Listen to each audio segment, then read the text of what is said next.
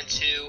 I'm Matt, he's Jeff, and we're going right to our 5 Infinity Stones known as our 5 criteria. First being acting and cast. So Marvel Bro, I'll throw it to you. I mean, look, you got Downey Jr. back, so that's a hell of a start here. I think the criminally underrated Sam Rockwell as Justin Hammer in this film. So fucking good, so charismatic, so hilarious. Does he play a bumbling idiot who's not really what Justin Hammer is in the comics? Yes. But it was insanely entertaining, and I loved it. Don Cheadle replacing Terrence Howard, I think a lot of people across the board thought that was an upgrade. He had great chemistry with Downey in this. You could actually buy that they were bros behind the scenes.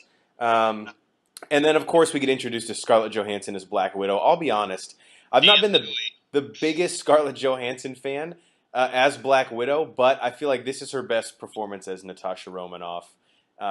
She does the whole fish out of water, oh, I'm naive, I don't really know what I'm doing, and then all of a sudden when you find out she's a double agent, that play really worked.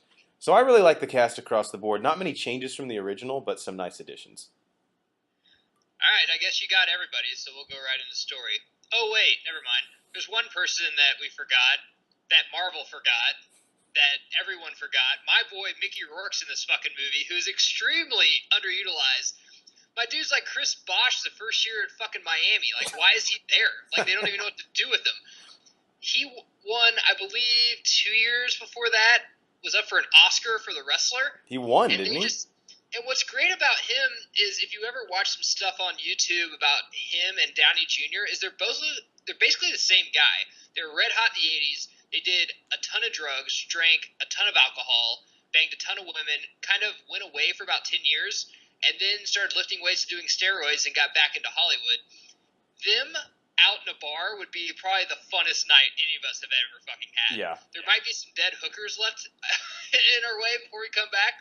But I thought he was extremely underutilized as Ivan, or a.k.a. Whiplash, who's an awesome Iron Man villain. But we got enough of him, I guess. I mean, he was good in this movie. I just wish they wouldn't have cut out some of his shit. He was as underutilized as Sam Rockwell is underrated for this movie. True that. All right, story. You know about this. You've read the comics as a kid. Yeah, so the story here, I think the premise, so you say, okay, the origin story, Tony's trapped in a cave, he fights for his life, has a change in character. How do you make the stakes higher while keeping it personal? If Tony thinks he's dying, how would he live his life? That was a great, I mean, people hate on this movie because they say, oh, all it did was set up the Avengers. Number one, that's awesome. That's never been done before in a movie. I love that part of it. I love seeing Cap's shield. I love Thor's hammer. I love Coulson and Fury being in the movie. But more so than that, Tony and his dad, when he goes into his basement and watches that film and his dad says, Tony, my greatest creation has and always will be you. How does that not hit you in the heart and the guts? So the story of this, I think, is, again, like Sam Rockwell, very underrated, and it's way more emotional and personal than people give it credit for. I'm going to go on the other side of that coin. That scene was very well done, but I think this is Downey Jr.'s best comedic performance as Iron Man, period. There's a ton of scenes in this that are extremely hilarious. The one that we quote all the time when the one chick he banged, which I believe is actually Sam Rockwell's wife in real life, whatever, she said, yeah, she did quite the spread on Tony last year, and then Downey Jr.'s like, she also did a story as well, because he just, like, plowed her last movie. There's a lot of great jokes. I always say I don't like to be handed things because of Downey Jr. in this movie. Of course. And that's the one thing now is I don't think we're going to get any more Iron Man standalone movies, so we're not going to get a full 2 hours of him just being able to do his comedic performance as Tony Stark, which is definitely sad. Moving into our best scene, the Whiplash scene, dude. When he's at that, it's not the Indianapolis 500, but it's the racetrack thing. In Monaco, yeah. God damn. Mickey Rourke with the toothpick in, a la Scott Hall from The Outsiders NWO, just roided out, coked out, and once he gets the whiplash, like lightning bolts, his suit, just deteriorates in front of him, and he just kicks the shit out of Iron Man. And if you remember the first scene when he's in front of Congress, they're like, dude, no one else has this power, so don't worry about it, government. Don't take it away from me. And now you see that someone else has it because both their dads work together.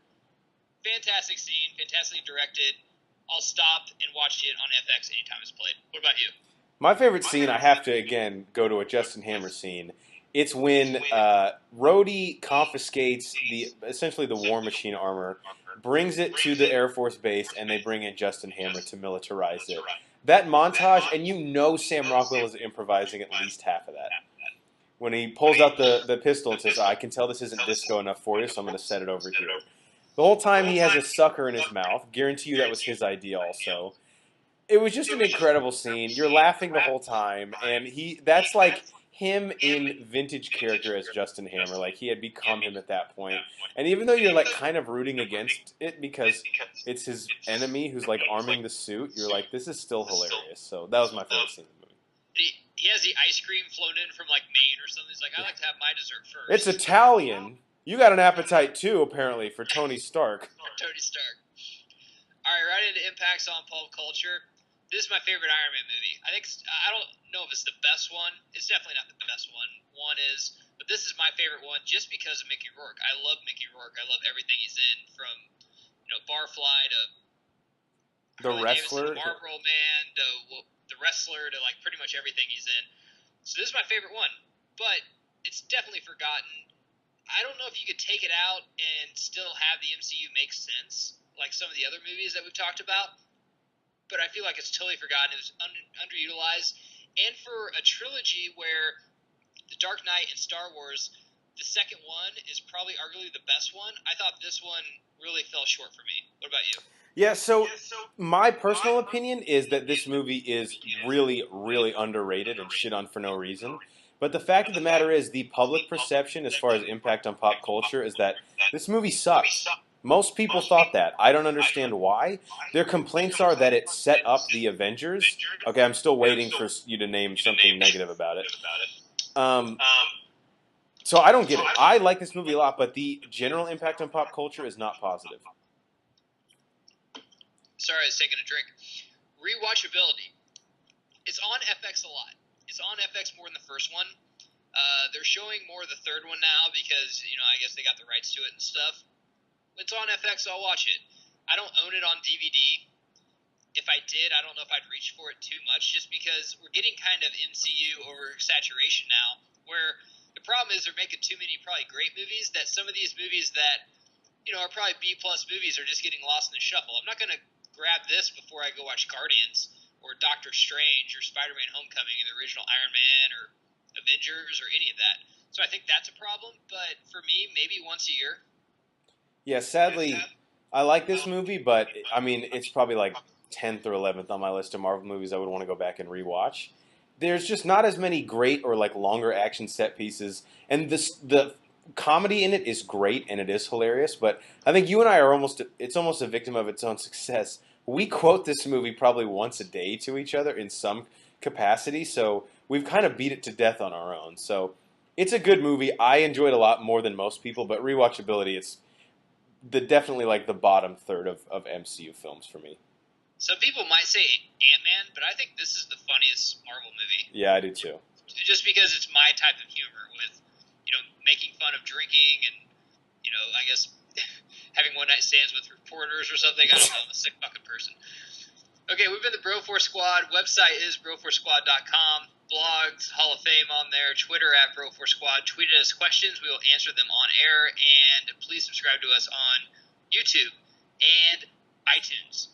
And we are your place for anything Infinity War, so check us out when that movie fucking drops. Till then, I'm Matt, he's Jeff. See you later. Tony's not my competitor. We're friends.